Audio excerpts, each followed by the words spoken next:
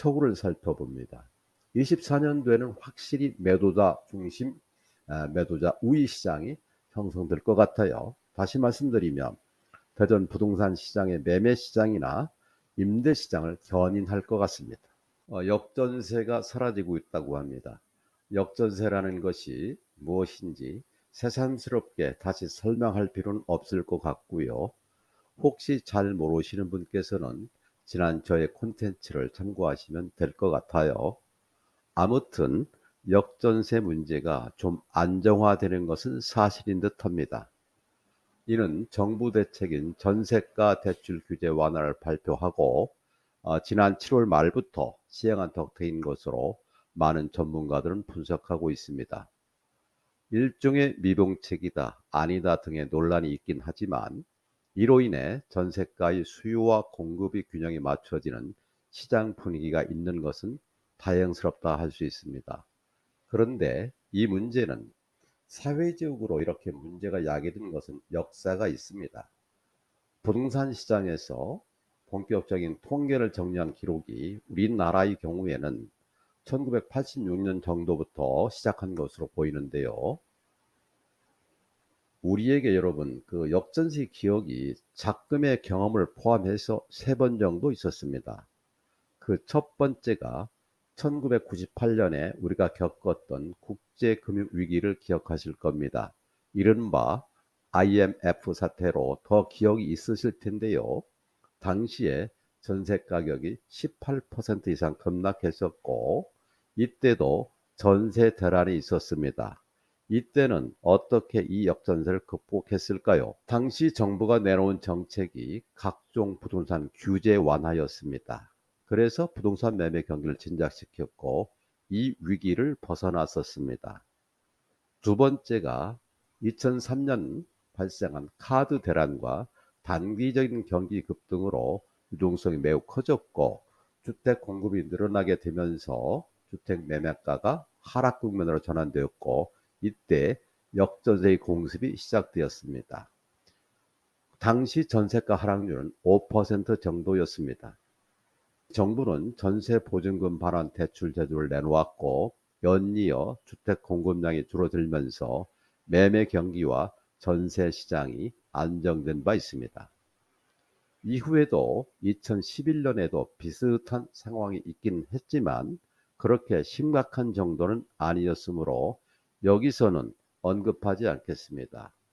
이제 마지막으로 지금 우리가 만나고 있는 역전세, 깡통 전세의 원인과 그에 따른 대책을 알아보고요.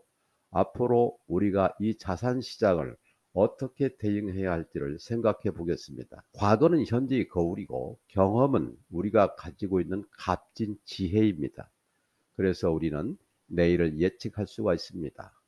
지금 우리가 만나는 이 역전세는 과거 우리가 만났던 그것과는 다른 듯하나 다행스럽게 많이 닮아 있습니다. 우선 원인을 볼 때요. 임대차 3법의 부작용이 시장에 반영되었고 더불어 과잉 유동성에 따른 부동산 경기의 거품이 붕괴되면서 이어서 고금리 시대를 만나게 되었습니다. 그동안 높은 전세가로 부동산 시장의 축을 떠받쳐 왔던 부동산 경기가 위축이 몰려오면서 과거의 두 차례의 경우처럼 전세가가 5% 정도 하락되기 시작했습니다. 그래서 난리가 났습니다. 매매가는 하락했지만 그동안 고전세가로 임차한 세입자들의 전세 임대 기간이 만기가 되면서 원활한 전세 시장이 붕괴되는 현상, 즉 역전세 대란으로 이어지고 있었습니다. 그래서 내놓은 대책이 세입자에게 우선 경매권을 주는 특별법을 제정하기에 이르렀고 특히 전세 사기에 대한 엄한 처벌 등을 마련했지만 미봉책에 그쳤다는 평가가 나오면서 당시 2003년도와 비슷한 전세 보증금 반환 대출 정책을 내놓고 있습니다. 결국 대출 규제 완화 정책을 임대인을 대상으로 지난 7월 말부터 시행하기에 이르렀고 이 정책이 지금 막 시장에 반영되고 있습니다. 그래서 모두에 말씀드렸지만 역전세의 공포가 사라지고 있다고 말씀드렸고 또 그런 모습을 띠고 있습니다. 문제는 향후 아파트 신규 공급이 어떻게 될 것인가에 따라서 역전세 문제도 달라질 수 있습니다. 부동산은 원래 지역성이나 입지가 매우 중요하므로 전국적인 통계 자료는 큰 의미는 없다고 볼 수 있는데요. 논리의 흐름을 위해서 잠시 살펴보겠습니다. 전국적으로 24년도에는 31만 호, 25년도에는 23만 호 정도로서 총 54만 호 정도 공급이 될 예정입니다. 적정 소유량은 52만 호 정도로 파악되고 있는데요. 전국적으로 보면 수요와 공급의 균형을 맞추는 그러한 시장 형국이 될 듯합니다. 이어서 대전의 경우를 자세하게 살펴보겠습니다. 지금 여러분께서 보시는 도표는 금년 1월부터 8월 현재까지 각종 지수를 분석하였습니다. 이 자료는 KB 부동산 통계를 활용하였습니다. 대전 전세 지수는 주황색이고요. 매매 지수는 노란색으로 표현하였습니다. 보시는 바와 같이 지난 1월부터 7월 초까지 하락세를 유지했지만 이후에 보합세 내지는 약상승세를 보이고 있습니다.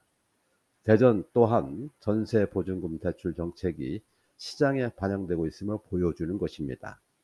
또한 한국부동산원에서 발표한 전세가율은 동구가 70%를 넘었고 나머지 유성구, 서구, 중구와 대덕구는 60% 후반을 지키고 있습니다.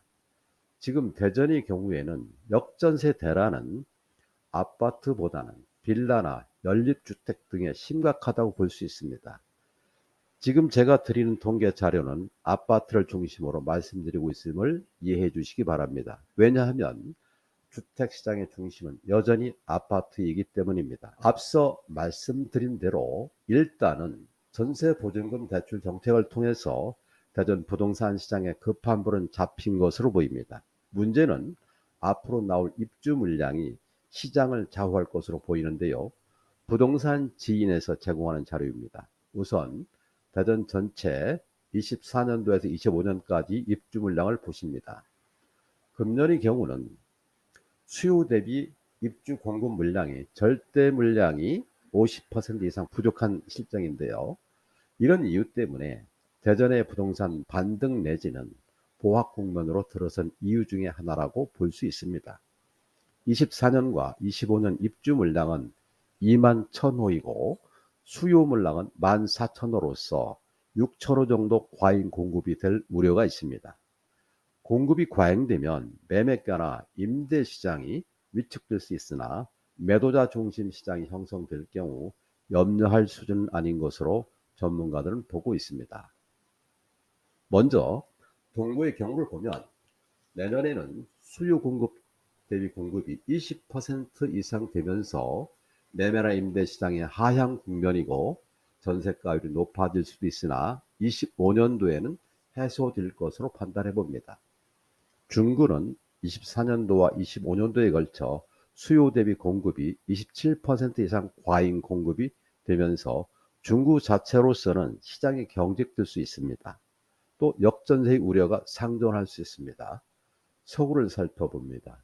24년도에는 확실히 매도자 중심, 매도자 우위 시장이 형성될 것 같아요. 다시 말씀드리면 대전 부동산 시장의 매매 시장이나 임대 시장을 견인할 것 같습니다. 대체로 유성구의 경우는 지금과 같은 보합세나 약강세를 보일 것으로 보입니다. 왜냐하면 인근 서구의 물량 조정에 영향을 주기 때문입니다. 대덕구는 내년에 매도 시장이 강세를 유지할 것으로 판단해 봅니다. 대체로 대전의 경우 보합 국면이나 부동산 시장의 회복기에 접어들 것으로 보고요. 서울을 비롯한 수도권이 각종 규제가 풀린 상태에서 회복기에 들어섰기 때문에 약강세로 전형적인 풍선 효과로서 투자자들이 천안, 당진, 그리고 대전으로 올 경우에는 또 다른 변수가 발생할 수 있습니다. 어쨌든 이제 실수요자의 경우 움직이실 때입니다. 투자자의 경우도 이제 시장을 다시 들여다볼 때입니다. 이제 마치겠습니다. 구독과 좋아요는 사랑입니다. 감사합니다.